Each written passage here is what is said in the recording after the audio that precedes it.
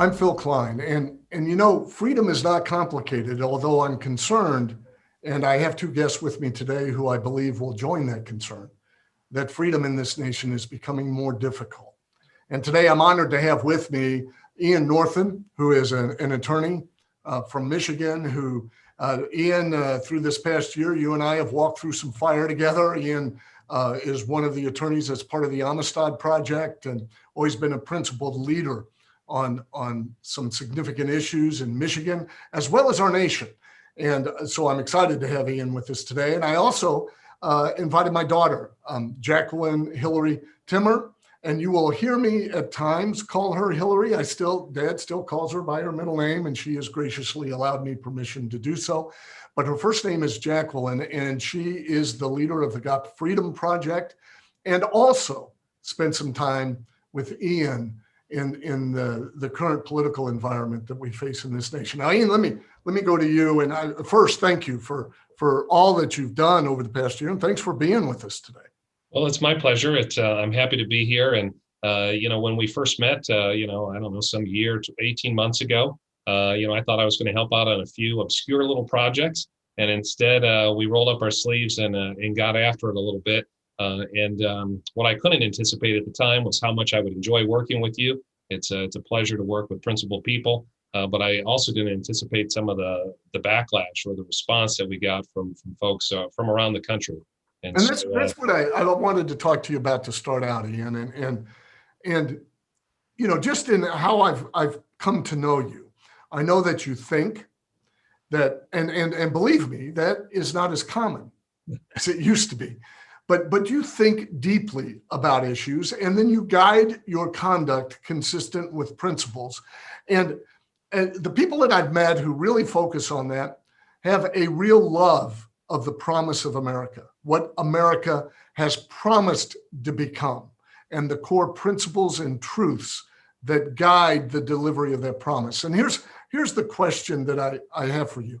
In this last 18 months of engagement, what about our nation do you believe most fundamentally is inconsistent with what our nation should and hope to be? What now manifests a wrong turn, do you believe? Well, I suppose to answer that, Phill, there was a lot there, but to try to tackle a question like that, I have to go back to where I grew up. I'm a small town guy. I grew up in the Midwest in a small town in Michigan with one stoplight. And so I always dreamed as a young boy of being a professional baseball player. I remember giving a speech. You're a pitcher, right? That's right. I remember giving a speech when I was like 7 or 8 years old about what do you want to be when you grow up. And lawyer was not on the list. It wasn't even on the top 10. I wanted to be a baseball player and a soldier. And, so I grew up kind of America and apple pie, thinking of a patriotic way. And, I'm the first guy in my family to graduate from college, let alone go on to law school. And so I went on a baseball scholarship. But my father was a reader, a deep reader, and there were books everywhere. And so it's pretty hard to grow up with books, surrounded by books everywhere, and not read a Madison or a Jefferson or a Tocqueville, and not come with this, idealistic version of America. Now, they were very realistic too. They dealt with problems in real time and did so in a way that I thought was not just principled, but also with an eye toward the problems that they didn't want to repeat.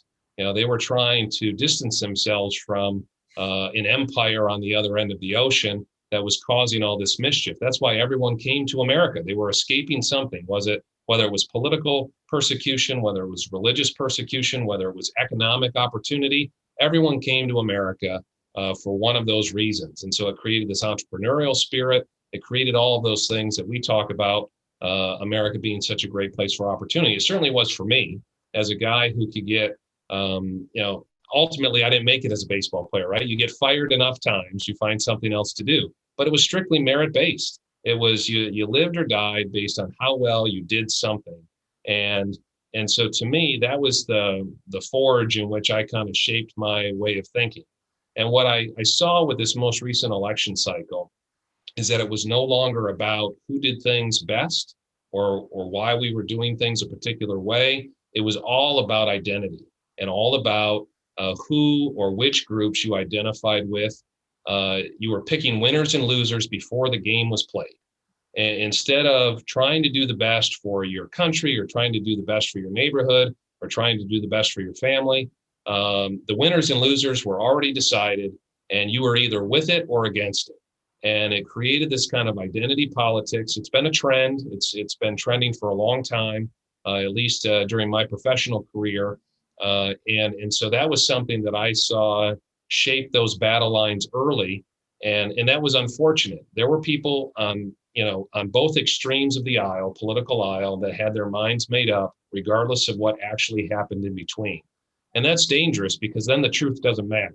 If the truth doesn't matter, then it creates an opportunity for mischief and an opportunity for manipulation. And everyone's going to defend their position or their tribe, regardless of what the truth is. And that's one thing that, I remember, there was a lot of truth to throwing a baseball. If you threw a fastball right down the middle of the plate, the other side was going to hit it.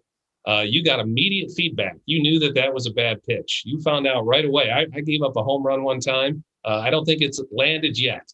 And I got fired the next day. There was some truth to that. There was no sugarcoating it.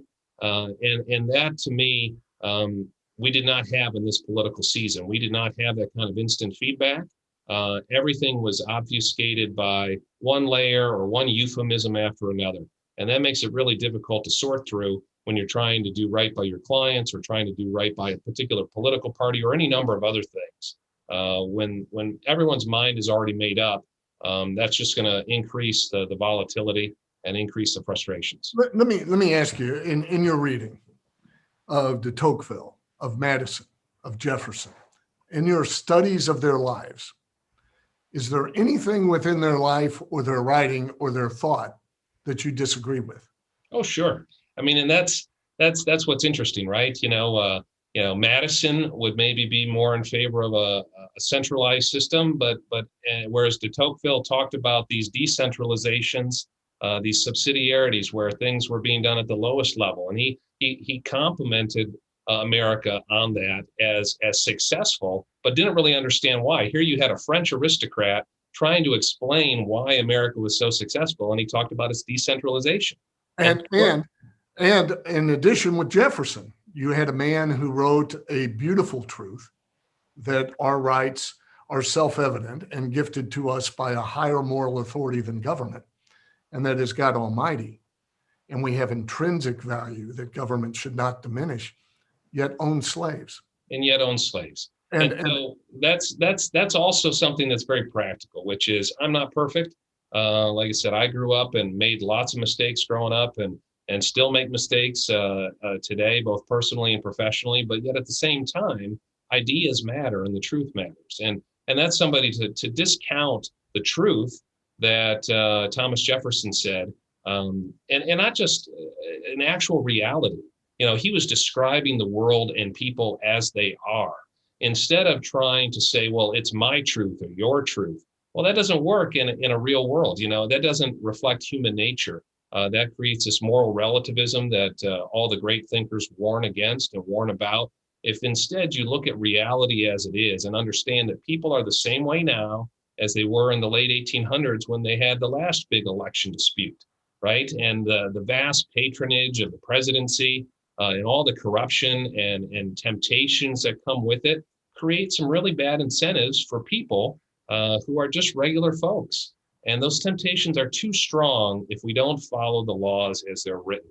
That's the great American experiment. What separates us from, from the governments that tried in the past and failed was always they kept giving into those passions.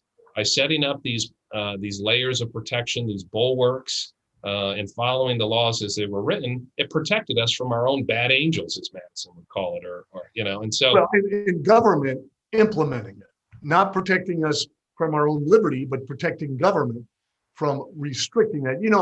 It's interesting in this concept because you were able to see the beauty of the truth in the articulation and the thinking of men who were deeply flawed. And I believe some of what we're losing in this culture is what I've come to learn in my search for truth is that I must season it with grace. As I've received grace, I must extend grace to be able to see the beauty within the ugly.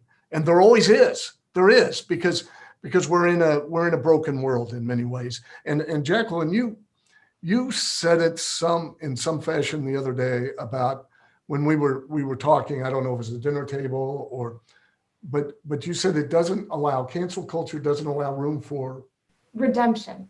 Elaborate. So in order to have relationship, you have to be able to work through conflict. Conflict is inevitable among people. And so with that, as cancel culture comes in, because it's saying, oh, if you have done this, therefore we can't listen to you, or if you have believed that, therefore we cannot interact with you, it removes the capacity to overcome. And Paul Johnson, a British historian, he commented on the US, and in the very beginning of his book, he's outlining what the US is and what the US promises, that all men are created equal. And with that comes certain inalienable rights, among these life, liberty, and the pursuit of happiness. He outlines the significance of that in the context of human history. And when he does that, he asks the promise, will America make good her audacious claims?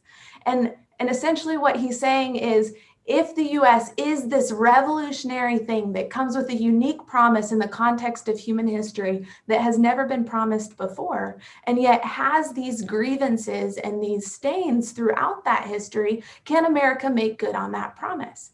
And what we're seeing right now is we're seeing a debate on whether those promises even matter.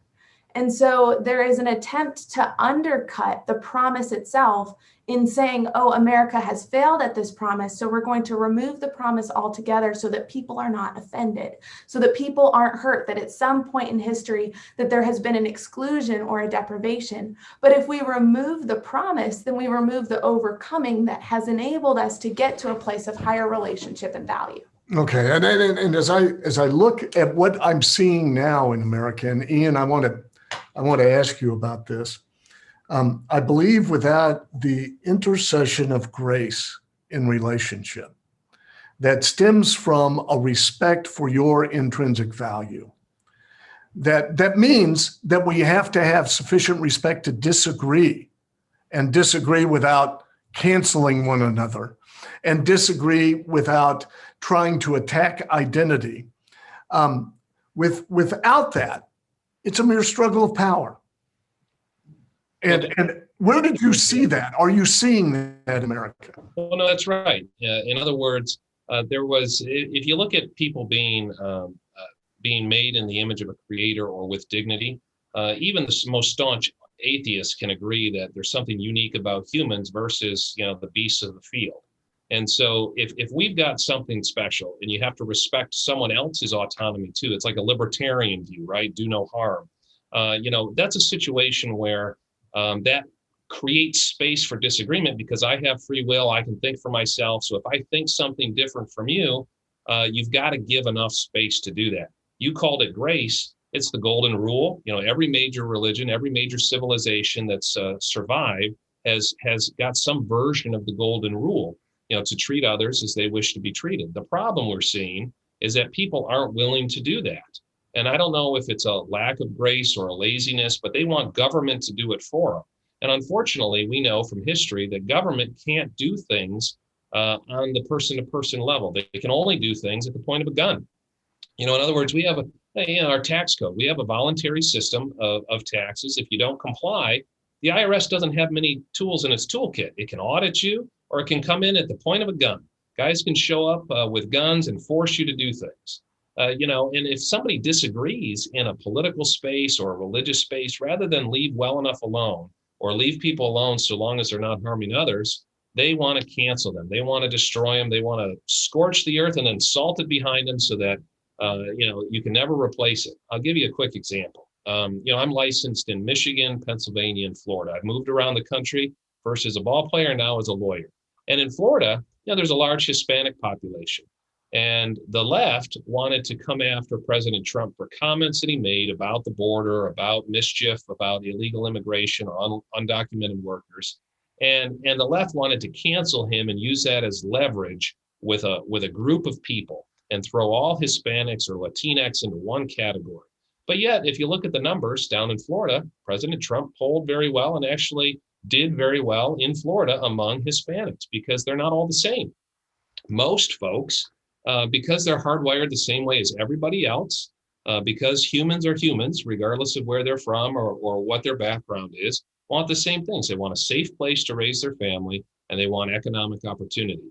And so if you look at President Trump as somebody that was polarizing because of what he said and cancel him, then he can be of no intrinsic value, no redeeming value whatsoever. If, on the other hand, you'd say, well, what are your fruits? What are your policies? How do we know you? What's actually happening? Well, when Hispanics did that in Florida, they said, this guy's great for us. We've got more jobs, more opportunities. He wants law and order. He's stopping human trafficking. He's doing all these types of things that they want too, because they're human. In other words, if you look at people and know them by their fruit rather than just by what they say, that gives an opportunity then to look at public policy and see what the proper role of government is, instead of, as you said, just being a power struggle over who can get what, and then do so by temporarily taking over the reins of power of government and doing things at the point of a gun, forcing people to do things. Now, Let's face it, that's all temporary. let's step into the raw exercise of power, because Jaqueline was up there in Michigan for quite some time. You, of course, are in Michigan. You were representing the Amistad Project as well as helping with Got Freedom, and then as an independent attorney. And we saw some bold, raw exercises of power, some of it through statements creating implications and fear, some of it actually mobilizing law enforcement. And you said it, Ian, that government's tool is to compel people to behave or to act consistent with the desires of government. And it has little else as a tool. It's the power of the police. It's the power to compel you to do things you might not otherwise do. And we saw that through threat and through action. I'll identify a couple of the threats, and then I want to go to the locking down of the Capitol building, which Jaqueline covered for Got Freedom, and which you were representing alternative electors and Republican legislators. The governor of Michigan has taken the position, as many governors unfortunately have, but perpetually, that there's no way to get the citizens of Michigan to be concerned about the health of others except by threatening them with loss of licensure or through prison to compel them to act. And the Attorney General of Michigan has kind of inferred that, actually allowing a tweet out on her spokesperson's retweeting that lawmakers who don't believe the election should be certified should be investigated criminally. And then also there's the licensure issue, where they have put out the word that people who've represented the president or president's position should have their law license in jeopardy.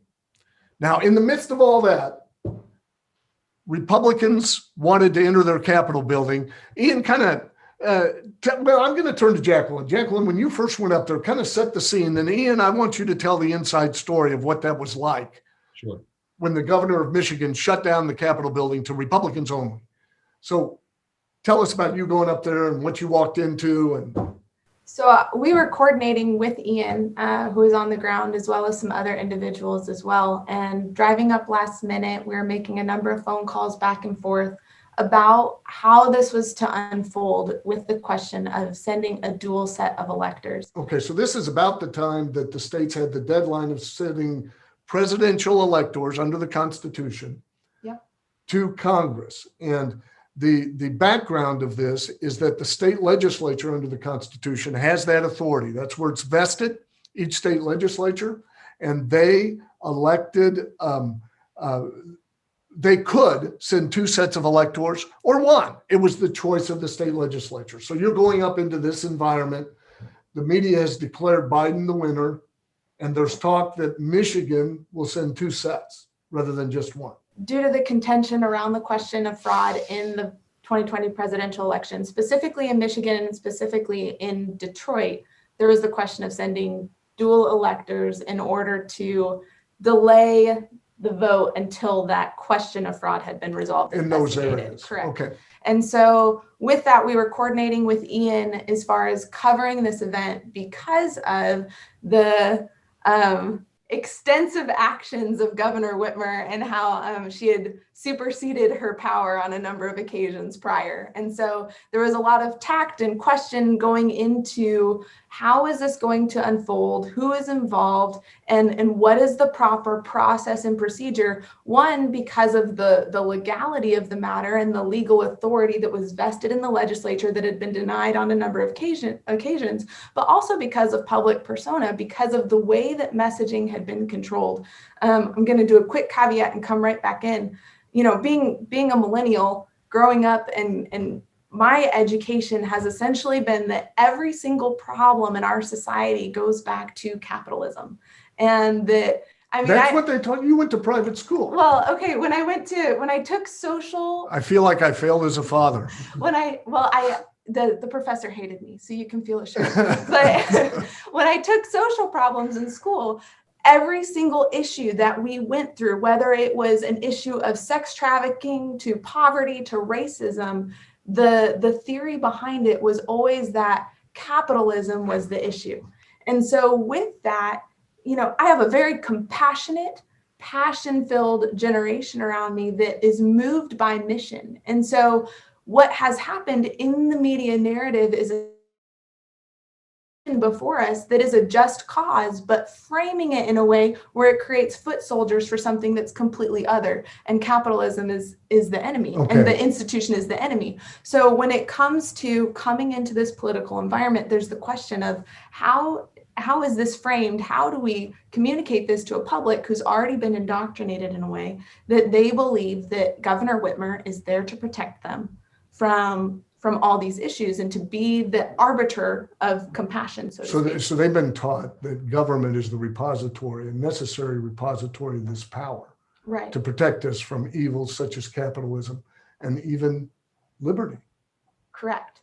And there's no self-responsibility. So then coming into, that's a whole side note, but coming into that environment and then engaging with that, we were talking with Ian and trying to figure out, okay, how is this going to unfold? And in the mix of that, Senator Shirkey had tipped off some friends of the left. The president of the Senate did? The president of the Senate had tipped off Governor the Whitmer. Republican president of the Senate. Yep. That we were coming and that the dual set of electors was coming forward on the Republican side, and that there was contention. And within the context of, I don't know, Ian, probably 15 minutes, she had called up 200 state troopers. I think it was around the Capitol. But yeah, Jaqueline is right. I mean, this was a situation where we had a lot of drama unfolding very quickly. Michigan had a long, hot summer. It was shut down because of COVID. Michigan had some of the most restrictive COVID restrictions in the country. And because of that, there were riots in the streets. Places that hadn't seen civil unrest like that since the late 60s had seen violence. Downtowns like Grand Rapids and Detroit were boarded up. And so there had been riots unfolding all summer long, but with a very different mission. The millennials had been riled up over defund the police and racial injustices or purported racial injustices, even though Michigan as a state has done wonders for race relations throughout my lifetime. And so here's a situation where all summer long, these things are festering and burgeoning, and the police are on edge. While there were no college graduates in my family, there were a ton of police officers. I have a lot of respect for law enforcement, and they're trying to figure all this out in real time and do the right thing and keep people safe. Well, hit the pause button on that and now roll into the election season and in November.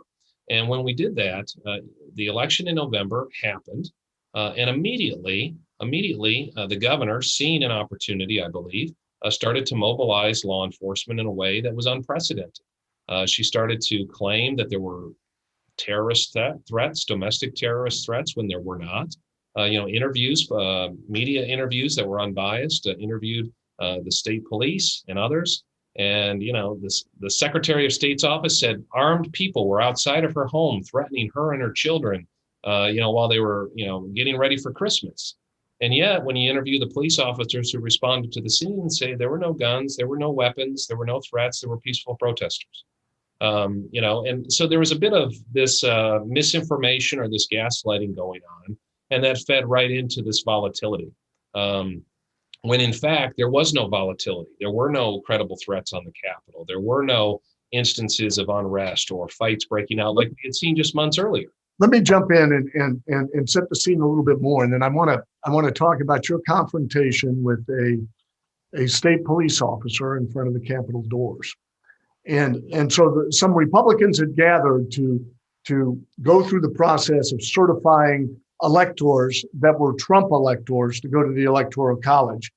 Well, where also on that day there was a gathering to certify Biden electors to go to the Electoral College.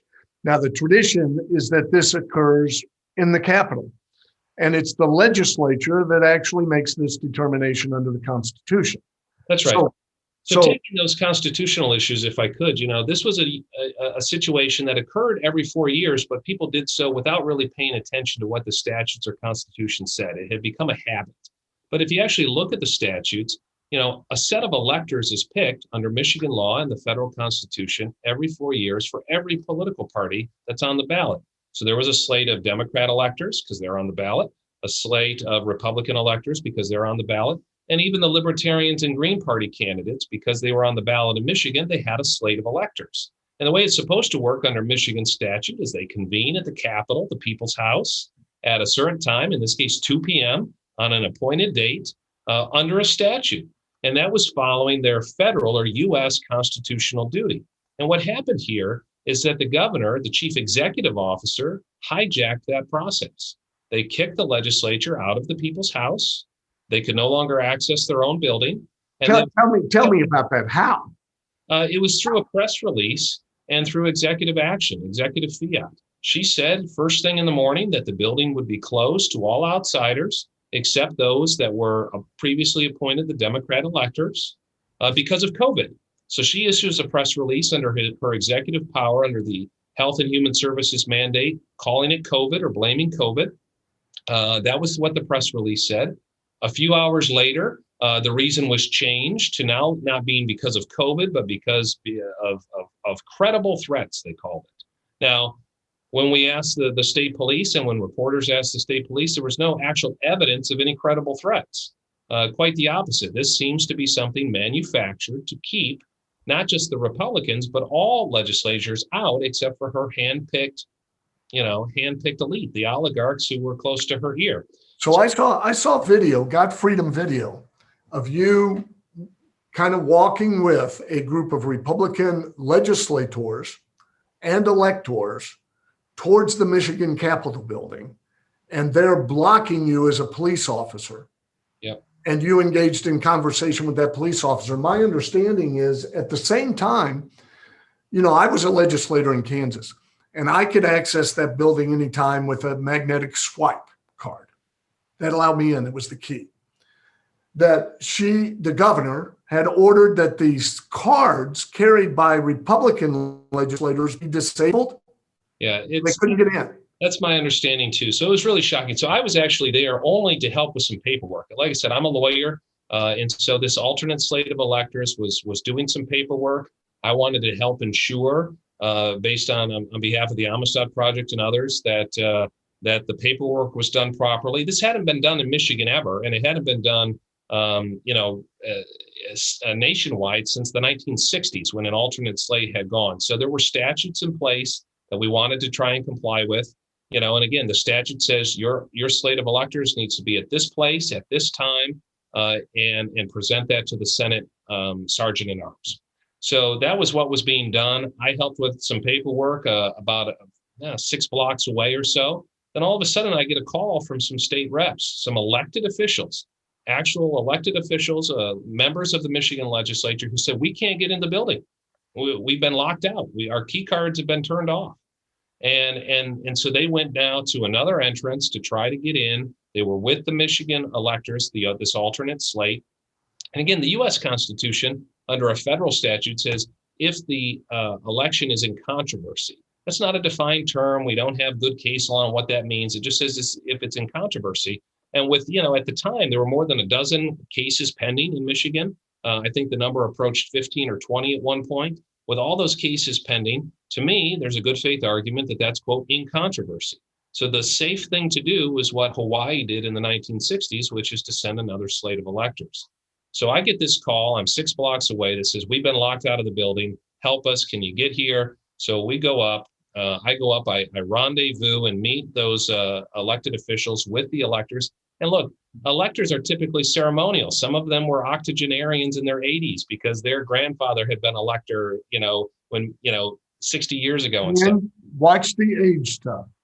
Well, all right. Okay, just kind.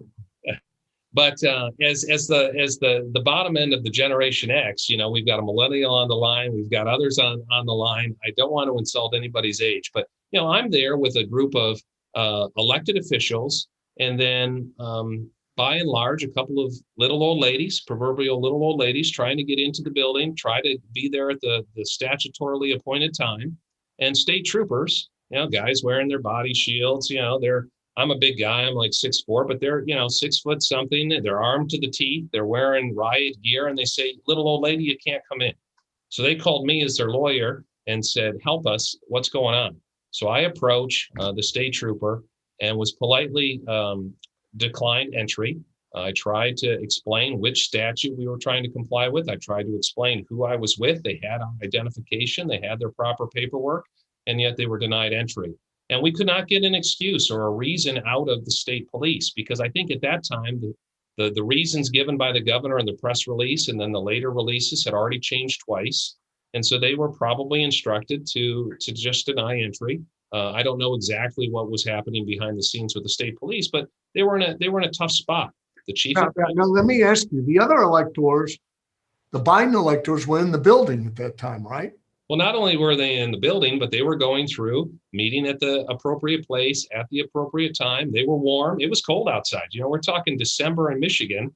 So while my little old lady clients are outside freezing, the Democrats are warm, safe inside, and celebrating not just that their candidate's elector was being sent to Washington under the same statute we were trying to comply with, but celebrating that they had a political win. They kept us out of the building, kept us out of the people's house, and did so in a very aggressive way, using the police power of the state.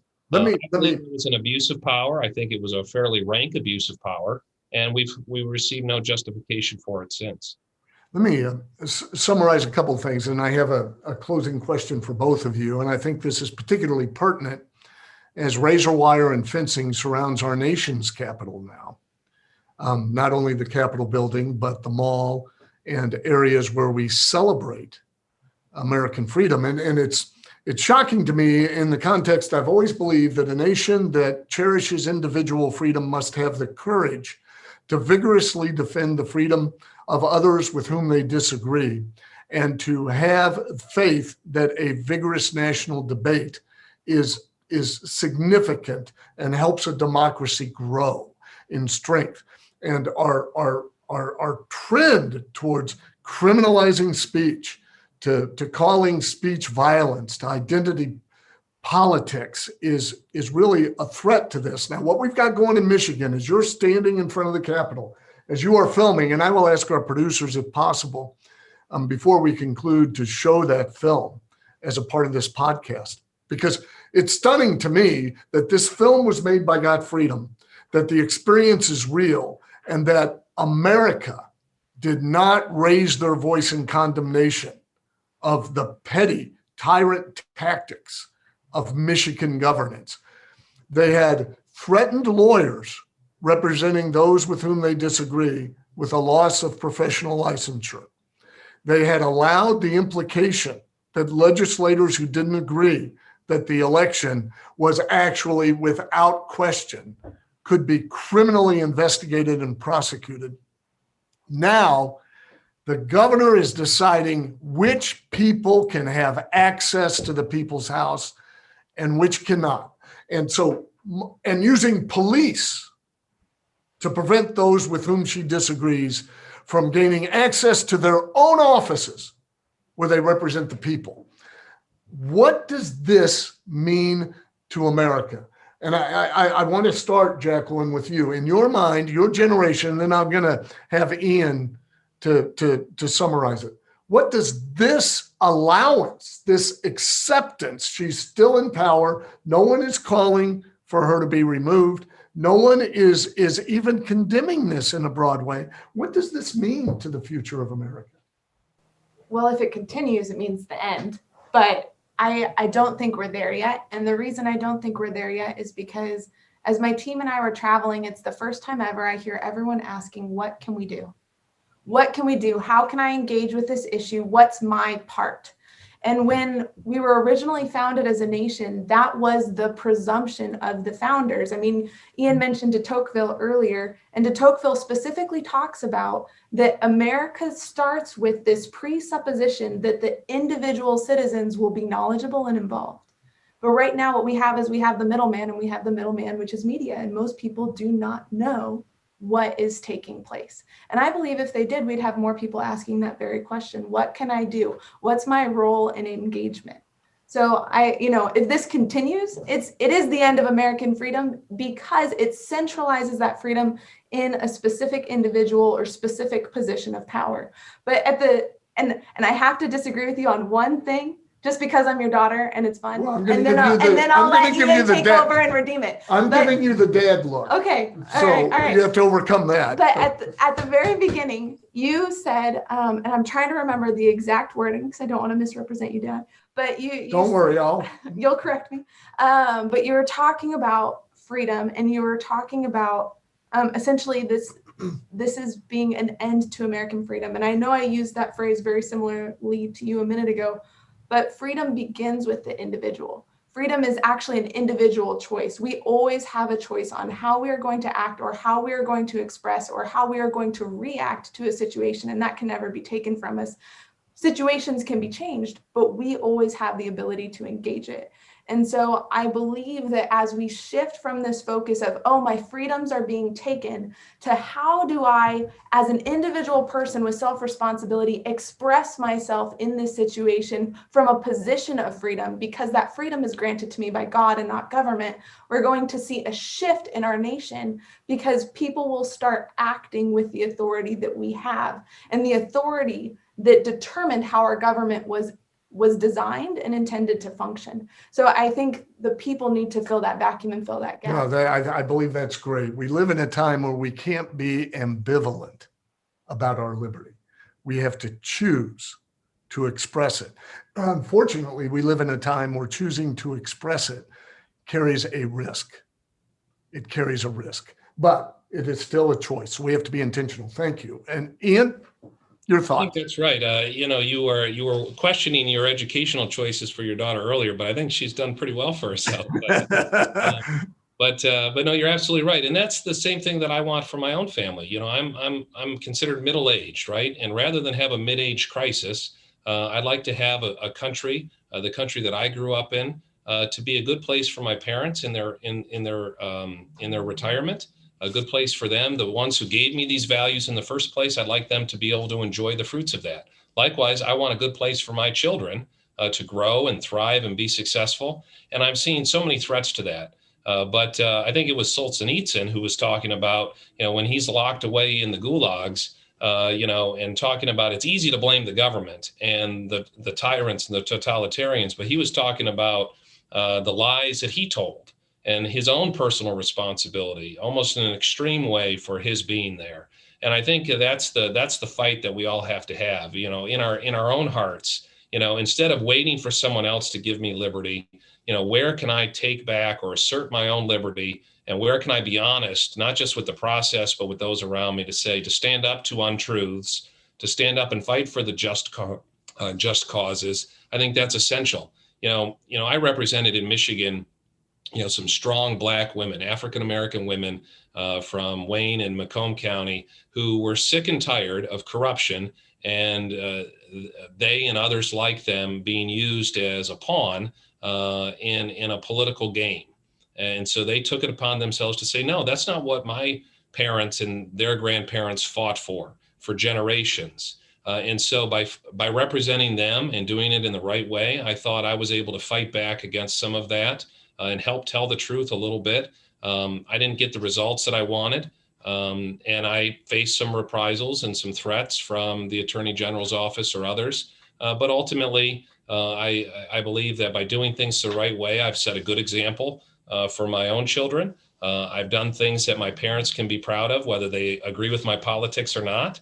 And I hope that's a message for your listeners, which is, it's let's start with ourselves. Clean up your own room, so to speak, before you tell someone else to clean up theirs. Take the plank out of your own eye, and once you start doing that, then the political process becomes pretty obvious. You can see people who are corrupt, or you can see people who are manipulating once you start paying attention to it. And then, the answer to what can I do, or how do I go from here, or where do I go from here? There's any number of things that you can do. You can start small, and you don't eat an elephant in one bite. You eat it one bite at a time. And so there's a lot of work to be done to protect our country, but I think it's something that we can all start chewing, and it will make it a better place for everyone, not just some sort of political elite or some sort of connected class. It'll be an opportunity for everybody, like I enjoyed when I was growing up. Thank you, Ian. I greatly appreciate not only you joining us today, but the honor of working with you. And you bring a lot to the table, and it makes a difference. And Jaqueline, I think I've told you this before, but one of the greatest blessings I've had in life is the opportunity to work in cause with my daughter, and actually to learn from my daughter as well. So let me just close with this observation. So much of this is where you place your hope. Hope is a necessary part of everybody's life. And if you look at the Constitution, the hope in the Constitution was placed in the truths that are reflected in that document, and in the genius of liberty, in the belief that a people can still cohere with different values, different belief systems, if liberty was the fundamental objective of governments. And so they erected some barriers between government and the people to protect the people. That's where they had their faith, in the people. If you go to Washington, D.C., there are other barriers now. They are physical barriers. They are lines of demarcation that cannot be crossed, and they're protecting where America, unfortunately, and its leaders today believe that hope is found. And it's in the Capitol building, and it's in the White House. And they see a threat to their hope, and it's you. Now the barrier is to keep you away from those in power. That is a dramatic threat to individual freedom and liberty. And just as both Ian and Jaqueline have said, we need to raise our voice now. Thank you. This is Phill Klein. I greatly appreciate you being with us today.